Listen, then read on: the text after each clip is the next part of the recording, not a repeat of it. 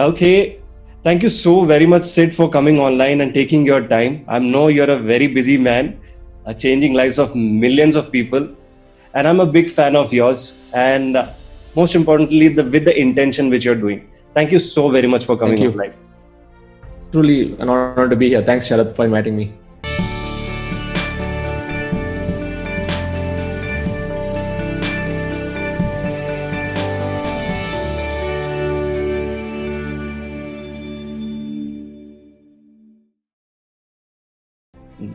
Sid, I know most of the audience, people I know in the circle would definitely know about you.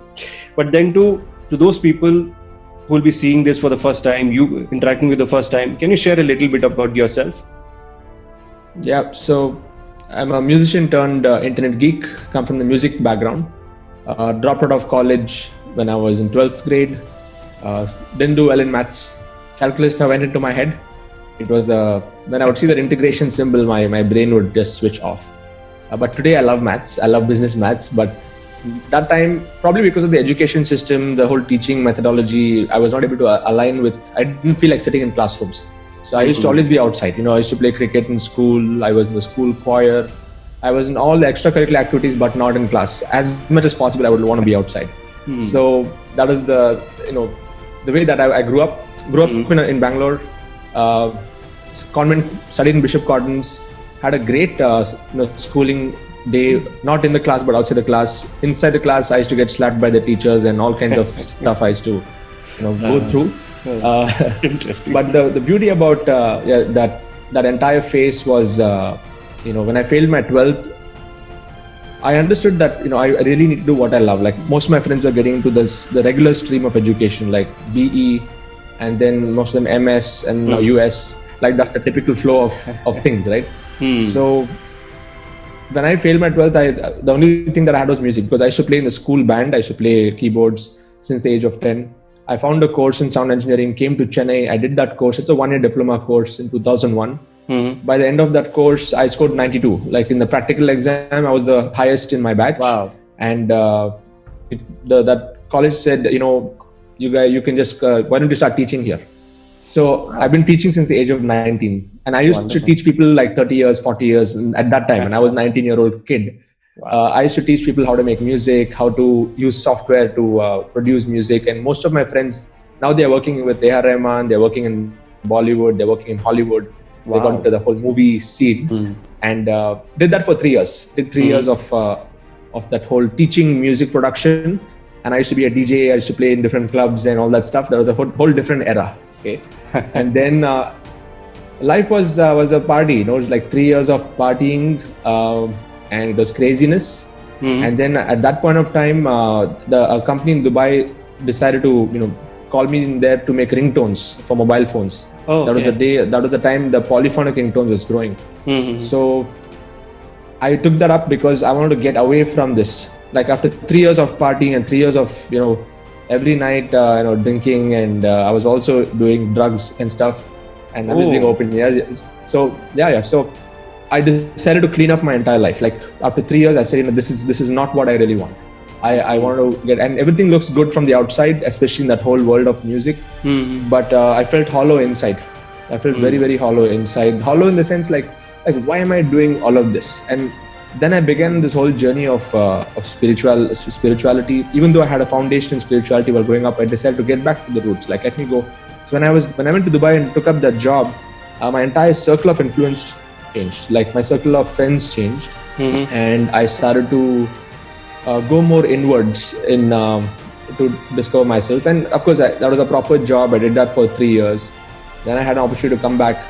So long story short, it is an evolution from just being like a crazy musician to getting more sobered down, and then understanding the values of life. Came back, then I was in Bangalore and I grew up the corporate ladder, started to work properly. I mean, in a corporate company, I was managing teams and stuff. And then in 2011, I set up my own digital agency. So I got married in 2008. My wife, you might have heard this, she's a singer. She was an Indian Idol finalist. And we launched an album in 2009. And that's what got us, that's when I realized the internet's power. Like that's when the internet was just like picking up. Facebook had launched in 2004. The momentum was just building up. Then I realized that, okay, this is where it's moving, but I was still comfortable in my job. 2011, the VAS industry was starting to dip. I was doing a lot of work for the CDMA providers, Tata and Decom and all these guys. And I got the pink slip. I was a very good employee in that company. But my boss told, said, some of our contracts did not go through. I'm so sorry, I got to let you go. Oh. So and my wife was pregnant at that point of time. I thought everything was set in life. I was, job was secure, all that stuff, but job was not secure. And then I had to rebuild myself. I had to pawn her gold jewelry, and I didn't want to go back to a job. I started getting into this whole journey of re-education, relearning. So 2011 onwards, I co-founded a company with my business partner and my cousin. Her name is Meena. And then we set up this agency. So it took us a good 3 to 4 years to stabilize. Life was a grind for many, many, many years. Like, the month would be more than the money in the bank. And in spite of, and see, even though externally everything looks good, running the agency, many employees working, but as a founder, as a co-founder, it was, the salaries had to be paid, right. Everything had to be, so many expenses were there. And then, wife, I have a small child, expenses were growing in Bangalore, and it was really tough to meet ends. Like every decision had to be thought of. So 2018 was when the entire transition happened. When my second child was going to be born, I decided, okay, let me build the services vertical, let it be there on one side, but let me also start building a product-based vertical where I can scale faster, because I need to really break through. Thanks to all the principles that I've been through, learned from many mentors, from the entire Success Gyan route and my online mentors. The tipping point was 2018, 2019, where everything started to align. Like whatever I've been doing for like 10 years, all that started to fall into place into a mission which was much bigger than me. And that's a long story made short. Yes. Wonderful. So what made that transition from that musician to the journey of internalization and changing that? Because most of the people are still in the trap. They feel that is the glorious world. What made that change? So thanks to my parents, I had a spiritual upbringing. That means I used to, when I was young, 10, 11 years old, I was introduced to Krishna consciousness. I used to read the Gita. I was introduced to the ISKCON movement. I used to lead the children's groups. The children's groups, like we used to read the Krishna book and pull out principles from the Gita. And I was just doing that at that point of time. So it was more like the seed was planted when I was young. But then once I got into college life, I was like, forget about spirituality and stuff, let me just enjoy life. Okay, so I went into that mode. But then after 3 years of, experiencing that life, it somehow hit me. Like some of those things that I learned when I was young, it started to hit my my conscience. Okay, like, is this really what I want to do? I mean, and it was more like, there's an example that's given in the scripture, like the material pleasures are more like chewing the chewed. Like if there's sugarcane that's already chewed, and you try to go and chew again from that, there's no juice in that. Right. And all of us are looking for happiness. All of us are looking for stuff. And most people who are looking for, that true fulfillment and happiness and stuff in life, and when they are connecting that to the material pleasures, like things and, in the physical realm, yes, to some extent it can be enjoyed, but it really does not get there. So I actually felt that. And then when I started to go inwards, when I started to build more meaningful connections in the spirit, when I started to discuss about the higher purpose of life, and I got back into philosophy, I got back into reading, got back into practicing, not just theory. I could feel that now this is what I want to do. Like I felt the connection, and there are different methods of spirituality. There are different ways, processes that people follow, different faiths that people have. That's perfectly fine. But ultimately it's all connecting to the same source. Right. So if people are able to find what works for them, and when you connect to the source, that gives you fulfillment. Like I give the example, like you have like the powerhouse, okay, which is somewhere, like the power plant that supplies power, and you have all these electrical poles which are carrying the wires to your home, where you put on the switch and the tube light works, right? So this is what happens when you, in whatever way and form, if you just connect to the power source in some way, you will feel that in your life. And most people, they don't connect back. They Wow. just try. They want to be independent and they want to enjoy independently, and there's always a limitation to that. Beautiful, Yeah. beautiful way of explaining that. Thank you so very much. Now coming to the untold stories, the crux of this interview, what were your lowest of the phases, and what was your mindset at that point of time? Lowest of the phases. I'll just do a memory jogger. First lowest phase was when my grandfather passed away. Oh. I was 13 years old. Hmm. Life was very, I was brought up in a nice environment when I was growing up.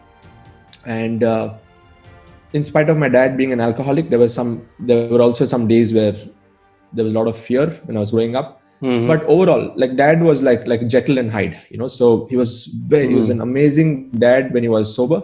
But when he would get into the drink, he would be a different person. And most of the time, my mom used to protect me.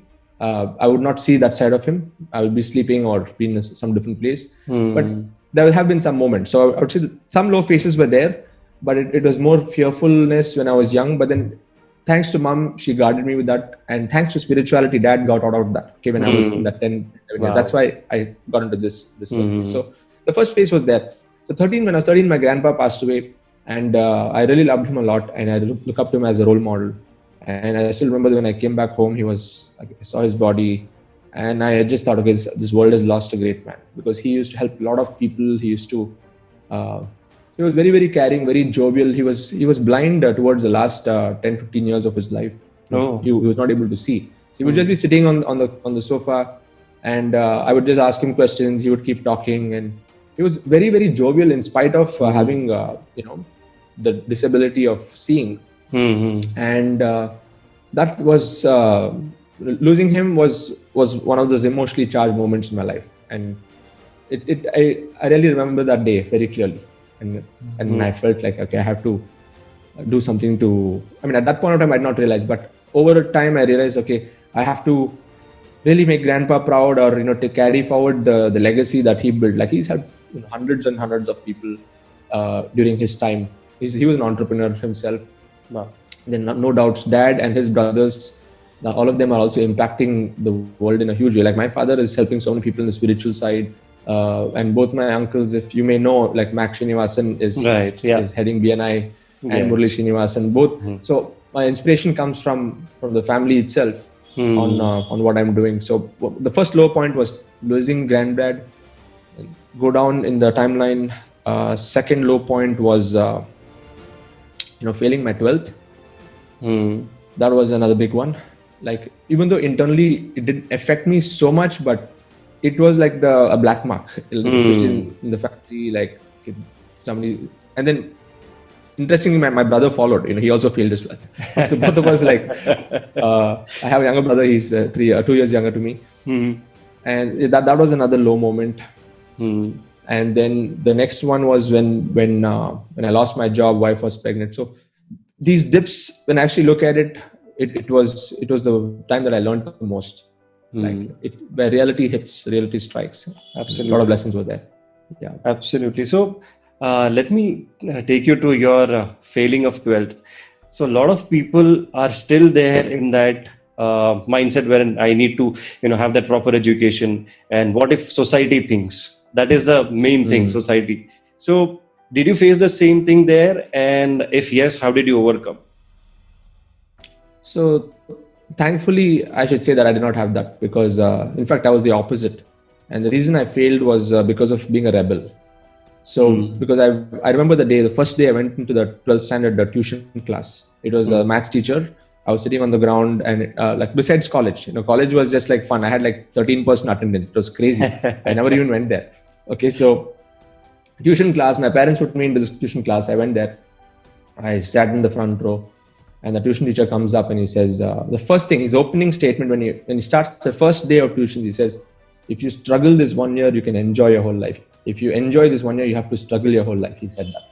And then inside, the rebel that I was in college, I was like, screw you, man. I'm not going to come back to you. So I didn't go back to tuitions. That's it. It was like, but maybe he was right in one sense, but it is that what do you say? that teenage rebel, that I was, and many of us have gone through that phase in life. So when I look at that, that's why I did not go. I didn't study. I used to play snooker a lot in college days. Even the day before my maths board exam, I was playing for 5-6 hours in a snooker parlor. Parents are thinking I'm in tuition, and it was a obvious result. But from a family perspective, there was a family wedding happening during that time. It was like a big family wedding. And all the relatives from everywhere had come on the day my board exam results were announced. So I could not even go and show. In fact, I had to just be at home. I did not go there. Okay. That is interesting. It's crazy, man. Yeah. And now coming to your second lowest phase. Now, getting that pink slip, right? That would have been really difficult. Yeah, it was quite tough because we had some financial problems at that point of time, like financial problems in money management was very poor. I was already a few years into marriage, and wife was pregnant. And at that point of time, when I got that pink slip, there's no other way. It's like I had like $500 in my bank account. I was just blowing off money and other things. There's so many other expenses, and there was nothing planned. So then I had to bring my father-in-law was living in with us. My in-laws were living in with us, and even they were just starting to restart. My father-in-law had a financial setback during that point. So everything was tying in, and whatever because the 2008 recession happened at that point. Right. My father-in-law used to work in Dubai, so he went through major loss when he came. Then he had to move back to India because he got something going. So it was a combination of child being there and supporting the family and supporting each other. Like even he was also supporting in whatever way that he could. My parents also were in Bangalore. Dad also was going through some struggles. So it was a very, very financially very stressful phase. So the only hope I had was I had to, whatever marriage goal that we had, that was the only thing that I could do, because I knew that if I had to go back to a job, I was not qualified. Even till today, I'm not a graduate. So what will I go? And I mean, the way that I grew up, that company was based on skill and effort. But if I have to go to the next chase, I can use experience. But I always knew that it won't be like how they would welcome other people in. So that's how the corporate world. So I had to pawn my wife's gold jewelry in, and 5 lakh rupees I went and bought online courses. That was the first time I went in and I started to buy courses online. I spent some money on traffic. I lost a lot of money from that. 5 lakh rupees I kept for paying the EMIs, feeding the family. I had like 6 months of buffer. Thanks to my my family who supported, like Meena came in. We set up the Scion Social. The initial, I was just drawing like. At that point of time, just to tell you, I was making a good 70,000-80,000 rupees salary in a corporate job, being a non-graduate. Okay, and then coming down to zero was tough. I was having a particular way of lifestyle of living, living expenses. Then I had to start again from 25,000-30,000 rupees per month. That's how much I could draw, starting off company because of the other expenses. So it was like a big setback, and for many years, like at least for 2-3 years, it was a grind. It was a grind.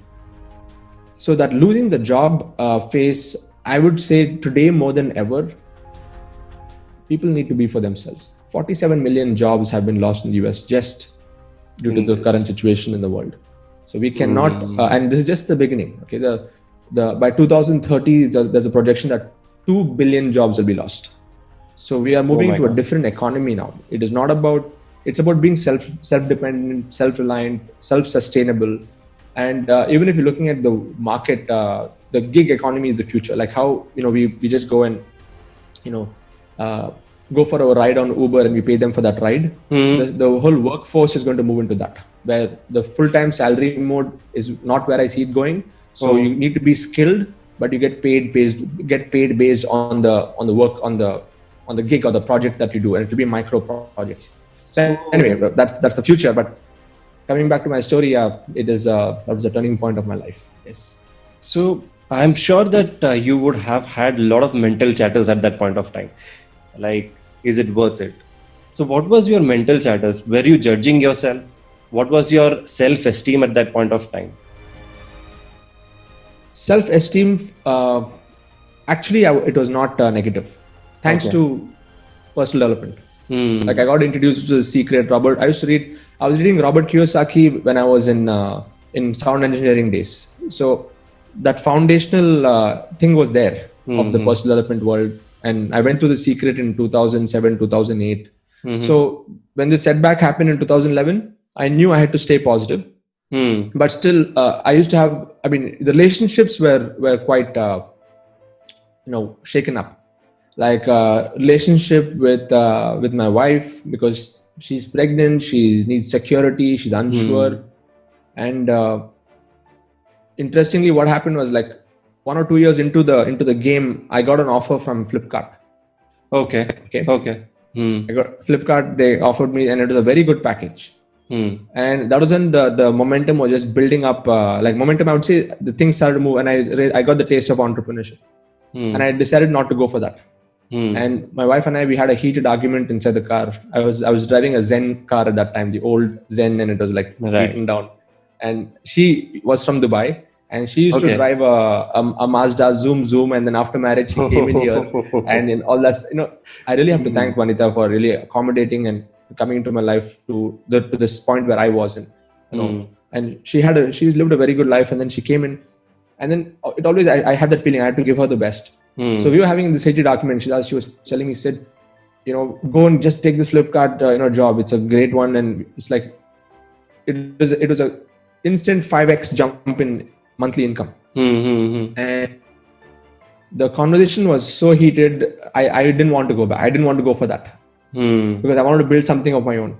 And I told her something that day, which now when I look back, now she tells me, I'm so glad you didn't do that. I told her, Vanita, I'm ready to be underpaid for a few years so that I can be overpaid for the rest of my life. I told her that. Just trust me on this. And I had that kind of conviction during that phase where I was struggling. And thanks to personal development, thanks to mentors. I think I just, which year was that? 2014 this happened. So I attended the first MMI. So I knew the potential. I understood the power of building something of your own rather than going back to a job.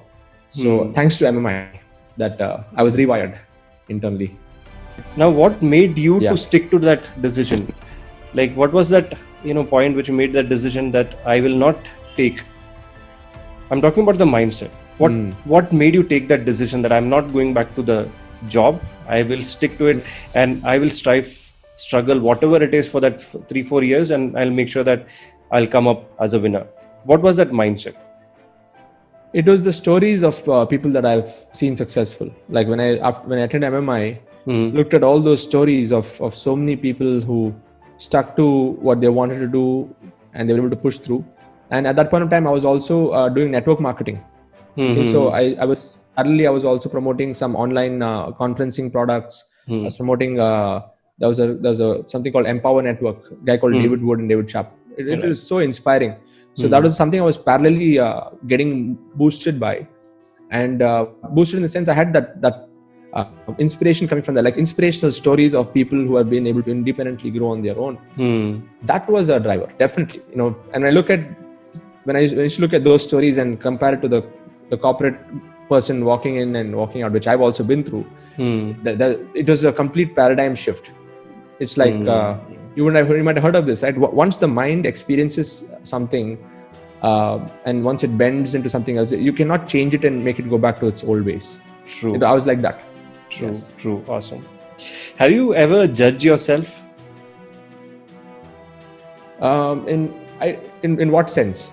In whatever you're doing. So, like you decided to stick to your path, and in between there would be a lot of setbacks and phases and points where why am I even doing?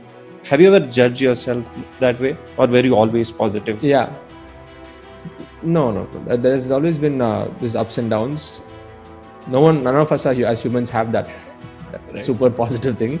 But I'm just saying that when it comes to judging, one thing I learned from my mentors is one of my mentors, he says that when you don't judge others, then you won't judge yourself also. Like what I mean by that is, like, suppose somebody has a resentment towards rich people. Let's say rich people. Okay, this person is just a filthy rich guy who's just selfish. If somebody thinks like that, Hmm. then their internal chatter is going to be like, I don't want to. It's like subconsciously they will not become that. See, it's like, how can you be somebody that you resent? Right. You're getting the point, right? Right. So Right. at a conscious level, like I was never judging others. Like I would always look at others in their own state of evolution. I never, but also there would be a point where I would also seek approval. Like I had a few people in my own family and my circle where I would seek their approval to say that okay, I'm on the right track, or I'm good, or if anyone like that, they say, okay, you're doing a good job, then I'd be happy. And then I realized that the path of leadership, like after a point, is as long as you are true to yourself, don't wait for that approval from others. As long as you know what you're doing is going to help others. I mean, so that was a transition. So when I would to answer your question, I should judge myself a lot on what those few people would think about me. It was not the world, but the people that really valued. And even today, I have some of those values. Like I worry about, say, what my spiritual master thinks about me. Okay, because I want to fulfill his mission, like whatever his mission in life is. So now I've prioritized the people that I want to have on my pedestal of their impression about me, and there's only like one or two people. There's no one besides that. Before, I had many people in my life who I was seeking approval, and that was when I was in that mode of just like I wanted to just please everyone. But then I realized that to be successful, it's you cannot please everyone. And once you know what is that space that you want to be in, then things start to move, on a much faster. So I hope you're getting the point. Yes. I've never judged myself in a negative way. It is only in a way where I feel I'm doing a good job in their eyes. And when I reduced those number of people and I kept it to the most important only, and whatever decision I make, I just think, okay, will that person really feel that I'm doing the right thing? And that's the only question. The answer would be evident. I don't have to ask them. Right. And I just make the decision based on that right now. And it's a constant state of evolution. It never ends. There's always this chatters happening. Yeah. Wonderful. That's a completely different, aspect of judging yourself, or, comparing what you're doing with others. And I believe that it is definitely not coming from a self-judgment point of view or a worry point of view. Definitely not. It's an inspiration point of view, I would say. Correct. Yeah. I would never beat myself down. Even now, if I've done a mistake, you're fine. I don't want to beat myself down, thanks to personal development. And I think that's the very important thing. If you beat yourself down, then that's going into a negative loop. So it's never going to take you up. You can never rise. Yeah. Right. A lot of people would be thinking, even I was there. Okay. When I listened to something like that, I never beat yourself up. So how would you get into that mindset of never beating yourself? It comes. Automatically it comes. So what is that one thing which you do at that point of time? So it'll come down to habits. Like, what are you doing on a daily basis? Also being aware of your thoughts. Like negative thoughts will come. There's no doubts. I mean, we are human beings. We are not some robots. So negative thoughts, programming from the environment will come in. It's just a matter of how you react to that. So I love that formula by Jack Canfield. He says E plus R equals O. It's an old formula that I learned in 2011 or something. First time when he came to India. So E is events plus R is responses equals outcome. So events will keep coming in your life. Events in terms of situations will come. How you react to that situation will determine your outcome. Simple formula. And now what I do is, when I was doing analysis, it all comes down to the habits. Like, what are you doing on a daily basis to keep yourself strong and shielded and resilient when a situation arises? Because situations will arise. So the first thing is, I listen to The Strangest Secret in the World. That's like to protect the mind and to keep it shielded. It's by Earl Nightingale. You guys can go and check out the audio, and everyone in our community will listen to that. Yes. And gratitude actually helps, because once you're grateful for what you have, then why are you even cribbing about life or even about yourself? So gratitude as an exercise is powerful. It's extremely powerful. And when I was in my school choir, I used to sing that song. It used to be a hymn. Count your blessings, name them one by one, and it will surprise you what the Lord has done. So when you start, there's a beautiful song. I remember singing that in school. And now when I look back in time, it is it's so true. When you count your blessings, when you just keep reminding yourself of that, you'll shift your entire energy. You'll shift into a different orbit also. So there's no room for you to crib about life. Like even somebody on the street, they will be thankful for something. I mean, we are not. Nobody is put in that situation. I would say God never puts us into a situation which we cannot handle. If we have to go through it, it is for our own evolution. Is what I believe in. So, yeah, I would say daily habits, gratitude, how you react to situations, keeping your mindset strong, keeping your environment strong. Like if you feel there are people sucking you down, or always judging you, just go out of their orbit. You don't have to be in that orbit. You have that choice. You can make that choice. So that's what I would say. Yes, and I believe most important is a choice. Whatever choices you make. Yes, and absolutely. And definitely the environment. For us, it has definitely helped. We changed the environment, the entire life shifted completely. Yes. Wonderful. So to the audience who are judging themselves or who have the self-doubt and who want to do something, but this self-doubt or self-judgment is stopping themselves. So what is that you would like to tell them? There are different layers of work that needs to be done. I'll start with there. Okay. Sure. So you need to look at where the self-doubt is coming from. And the self-doubt in some cases can also come from something that would have happened in your childhood, something that would have happened maybe in the past life. You'll never know. There are different layers of stimuli. Okay, or different layers of, like, if you're feeling stuck right now, you need to look back at the root. And the best way to go about it is to think about it. Like, ask the question why many times on a more conscious level. So there's a technique called the 5 why reasoning technique. And I'll give you an example. Like, I was doing a thing with one of my students, and I asked him, okay, why do you want to make money? So I want to make money because I want to buy a car. Okay, cool. So why do you want to buy a car? I want to buy a car because I can take my family in the car, and we never had a car in this family.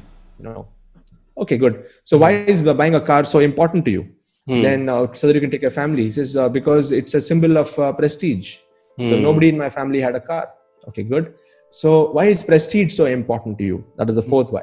And then he thought about it, and then he said, okay, because I feel worthy about myself. Wonderful. Okay, good. So why is worthiness about yourself so important in your life? This guy paused for a bit. Then he just burst into tears. And then this happened many years back when I was doing in the network marketing company. I was doing this with one of my people there. So he said, when I was 18, 19 years old, my uncle told me, he humiliated me in front of the entire family, saying that this bugger will never be successful. He will not even have money to buy a tire when he grows up. Wow. That was a hurt. And that is the reason why he wanted to make money. So we need to understand the root cause, because most of the root cause, we don't see it. You have to question. You can do the 5 why reasoning technique to find out where it is going, where the thread is leading. And once you know the thread, then I asked him right now. Okay, then I told this guy, okay, now you got your reason why. Okay, you forgive your uncle, forgive all of that, but your reason why is to be more worthy. Now will you do this business? Now this guy was like all fired up, like, I'm going to do this for becoming the best version. Forget money is the secondary part. Right. So the lens changed. The lens changed. Once you identify the root cause, then just bless it. I mean, just let it go, because that was just a lesson that somebody had to come into life. Because if his uncle had not come and done that situation in his life, he would not be driven and motivated today to do what he's supposed to be doing. So sometimes that you need that situation to, like, shake you up a little bit to move to the next level. So I asked him to thank his uncle and move forward. Wonderful. So I would say that's where you need to let the anchors go. Yeah. Wonderful. What an input. Thank you so much. So people do this 5 why technique. This is very, very important. So thank you so much, Sid, for your time.